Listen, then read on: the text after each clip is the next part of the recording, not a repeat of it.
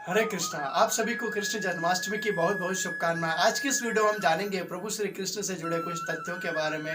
तो चलिए दोस्तों शुरुआत करते हैं। दोस्तों प्रभु श्री कृष्ण जी ने मध्य प्रदेश के उज्जैन से एक उनके गुरुजी थे सांदीपनी गुरुजी, वहां से उन्होंने शिक्षा ग्रहण करी थी। और मैं आपको बता दूं कि प्रभु श्री कृष्ण जी ने 64 दिन में 64 कलाएं सीख ली थी।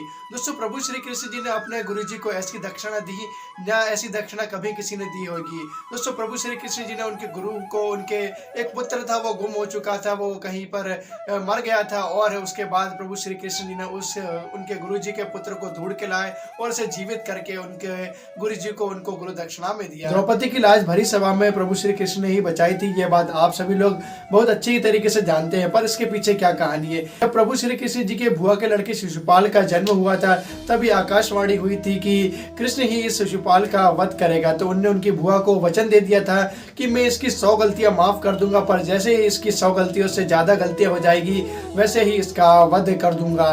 तो ऐसा ही हुआ। जब शिशुपाल की जब 99 गलती हो गई और उनने अपनी 100वीं गलती भी पार कर दी, तो प्रभु श्री कृष्ण जी ने अपना सुदर्शन चक्र निकाला और शिशुपाल का जो गला है वो धड़ से अलग कर दिया गया था।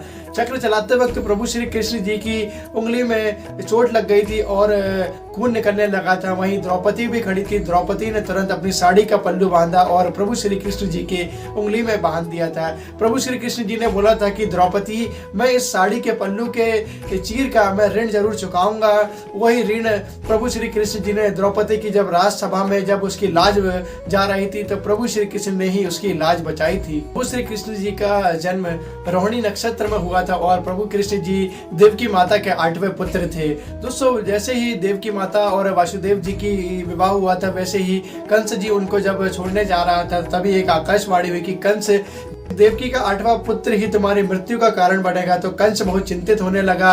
वो अपनी बहन से बहुत प्रेम करता था, पर उसके इस मृत्यु के भय के कारण उसने देवकी और वासुदेव को कारागृह में डाल दिया। और जैसे ही माता देवकी से 8वें पुत्र के रूप में प्रभु श्री कृष्ण जी का जन्म हुआ, तो उनके जो पिता थे वासुदेव, उन्होंने उनको रात ही रात में गोकुल छोड़ के आ गए, माता यशोदा के पास और नंद बाबा के पास छोड़ के आ गए, और वहां से एक कन्या लाके देवकी के बाजू में रख दिया। और जब सुबह कंस ने देखा कि ये तो एक कन्या हुई है, तो वो कहने लगा कि आकाशवाणी गलत तो नहीं हो सकती है, कहीं ना कहीं मेरे साथ कुछ ना कुछ छल किया गया है। प्रभु श्री कृष्ण जी की 16,108 पत्नियां थी, पर उनकी जो मुख्य रानियां थी वो 8 ही थी, और उन्हीं 8 रानियों को 10-10 पुत्र हुए थे। इसी प्रकार प्रभु श्री कृष्ण जी के 80 पुत्र थे, और माता रुक्मणी ही लक्ष्मी जी का साक्षात अवतार थी।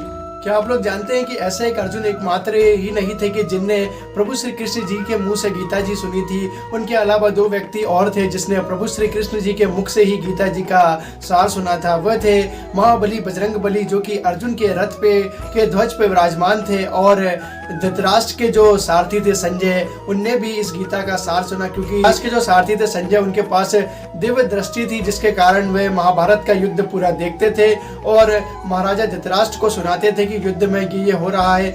जैसे ही प्रभु श्री कृष्ण जी ने गीता का पाठ सुनाना आरंभ करा, तो अर्जुन के अलावा महाबली बजरंग बली ने भी इस गीता का सार सुना, और धृतराष्ट्र के सारथी संजय ने भी ये सारा गीता का सार सुना। कृष्ण जी के बड़े भाई बलराम उनकी छोटी बहन सुभद्रा का विवाह दुर्योधन से करवाना चाहते थे, पर सुभद्रा मन ही मन अर्जुन से प्रेम करने लगी थी और वे अर्जुन को ही अपना पति मान बैठी थी। इसीलिए प्रभु श्री कृष्ण जी ने अर्जुन को एक सलाह दी कि तुम सुभद्रा का अपहरण कर लो, और सुभद्रा से ये कहा कि जब अर्जुन तुम्हारा अपहरण करेगा तो तुम उसकी सारथी बन जाना, जिससे सभी लोगों को ये लगेगा कि अर्जुन ने तुम्हारा अपहरण नहीं करा है और तुम स्वयं की इच्छा से ही अर्जुन को तुम पति मान चुकी हो।